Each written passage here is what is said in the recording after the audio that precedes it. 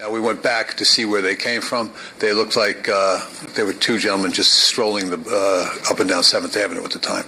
We have no information that would link them to this at all. However, we still want to talk to them. Based on the news conferences today, there was really a long stretch from 2002 until 2012 where there was a dispute over the family's restaurant, and according to court papers, they sued at one point alleging that they were being marginalized and targeted because of their faith, Sean. All right, Catherine Herridge, thank you. Americans are on edge tonight, and a Drudge Report headline from earlier today, it sums it up best. It says, ISIS among us. The bombings in New York and New Jersey weren't the only terror-related attacks this weekend. On Saturday, a 22-year-old Somali man stabbed 10 people at a mall in Minnesota. It is being reported that he mentioned Allahu Akbar during the attack and allegedly asked one of the victims if he was a Muslim.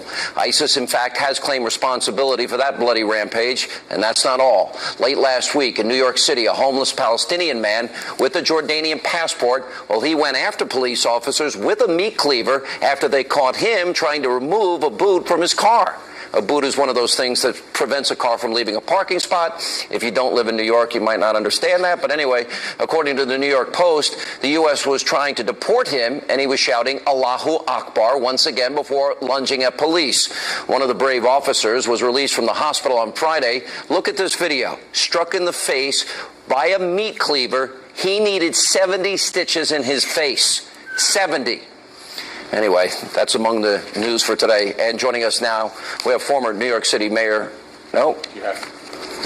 How are you, Sean?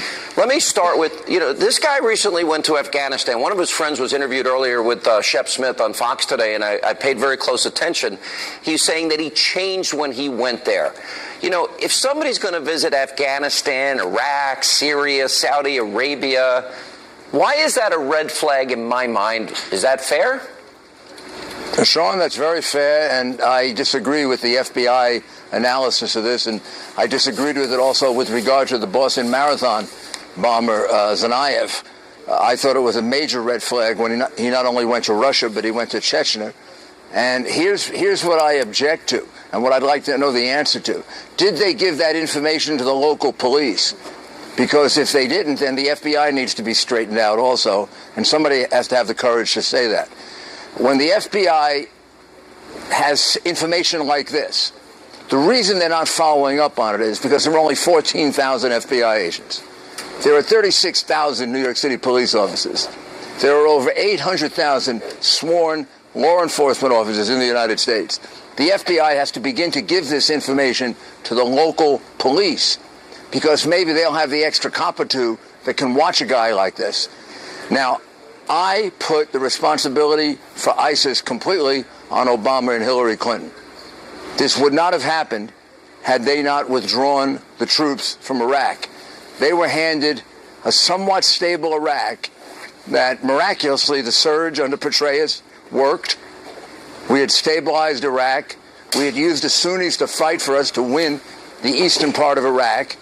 And then when Obama imposed his deadline, I have no idea what kind of irrational mind would think you should have a timetable for a war.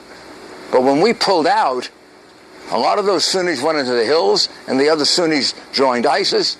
That joined up with the Syrian rebels, and then all of a sudden, and it's even the worse. JV team. It's worse because they have the oil as an ability to finance and advance their caliphate and pay for it. And we left them with a fountain of gold, right? We left them with a fountain of gold, and they are now in 28. They are now in 28 countries. In the last year, we've had more attacks in America than at any time since September 11. From September 11 until Obama, we had no attacks on America. They've all started under Obama. They are provoked by his weakness, by her weakness, by her having the government of Libya overthrown, where ISIS also has a major stronghold. We lost 4 Americans there. She seems to have forgotten that. And let me ask you this. We're living in a much more complex and dangerous world than we were living in before Barack Obama and Hillary Clinton came into office.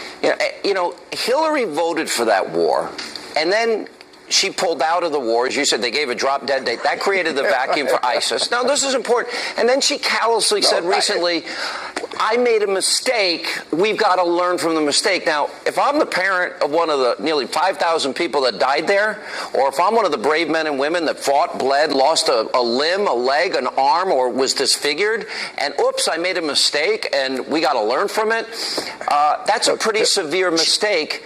Sean, I don't know. I don't know what Hillary is good at. I can tell you what she's not good at: foreign policy. Well, she voted for the war. Yeah, she for the war. voted for the war. Then she was against the war. She was against the surge.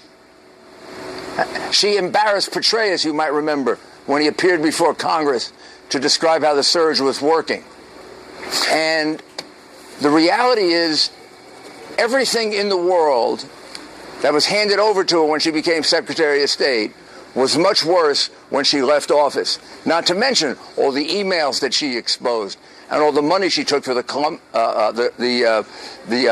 foundation, for the Clinton Foundation. I mean, the reality is that this woman's knowledge of foreign affairs is like... But this is as big a choice election as I think we'll ever see in our lifetime on every big issue, from Obamacare to the economy to Supreme Court justices. But there are three issues that impact this issue profoundly. One candidate can say the words radical Islam. I mean, the tortured... Thank God. The tortured pretzel, they're turning themselves into a pretzel as they ride a razor's edge of political correctness. They can't say it. And here's the other two. Building a wall will protect the country, and extreme vetting. Here's my question on vetting. Hillary wants a 550% increase in refugees. Every top law enforcement official, intelligence official, Comey, Clapper, Steinbeck, McCall, General Allen, have all warned that, and Brennan, all warned that ISIS will infiltrate the refugee population. She wants a 550% increase. Here's my question. If somebody, I know the Saudis, for example, gave her, a foundation up to $25 million, $10 million for the library. So if you grow up in a country where, as a man, you get to tell women they can't drive, you get to tell women what to wear, you get to say whether they go to work or school or can leave the country, you grow up in a country where they kill gays and lesbians, where they persecute Christians and Jews. She takes their money, they buy her silence. If you grow up under that cultural divide, the direct antithesis to our constitutional republic, why can't we ask if you want to abide by our laws and our culture before you come here? Why is that described as bigoted? Not only should we ask that, that's the oath that you take when you become a citizen of the United States. You renounce allegiance to all other sovereigns. You pledge allegiance to the United States, and you pledge you'll give up your life in defense of the United States. So when we say that we want people, as Donald Trump says, that come to the United States who love this country, that's built right into our Constitution. Hillary Clinton doesn't understand our Constitution. She doesn't respect our Constitution. Her knowledge of foreign policy is a joke.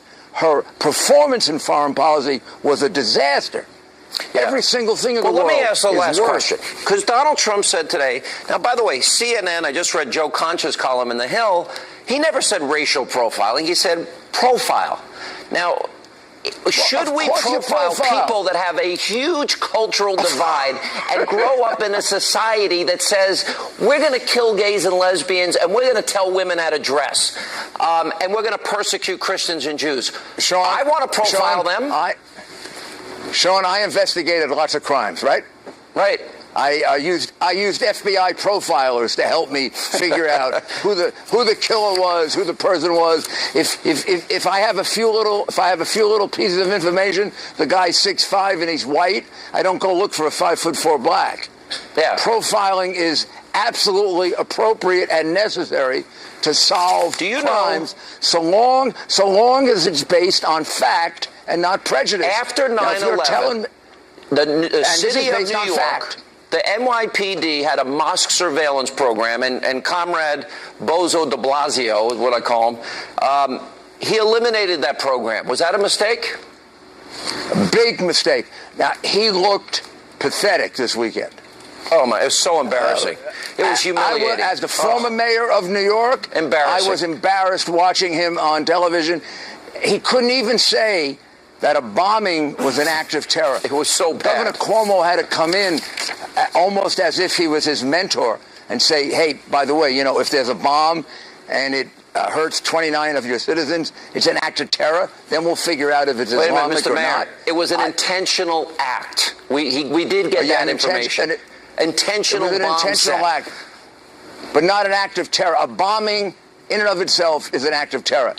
It can be Islamic terror. The odds are that it is Islamic terror. I'm going to tell you, Sean, the moment I heard about it, the moment I heard what kind of bomb it was, I knew exactly where it came from. Anybody with common sense We're fighting a two-front war. We're fighting a war over in the Middle East, and we're fighting a war in the streets of America. Well, and Obama, Clinton, and this guy they have on the ticket, Tim Kaine, who says that we're winning. Yeah, if this is winning, the JV team. I hate to be losing. Yeah, we're winning, and how many attacks have we had since San Bernardino? And this guy on her ticket thinks we're winning. He must be living in Mars. All right, Mr. Mayor, thank you for being with us.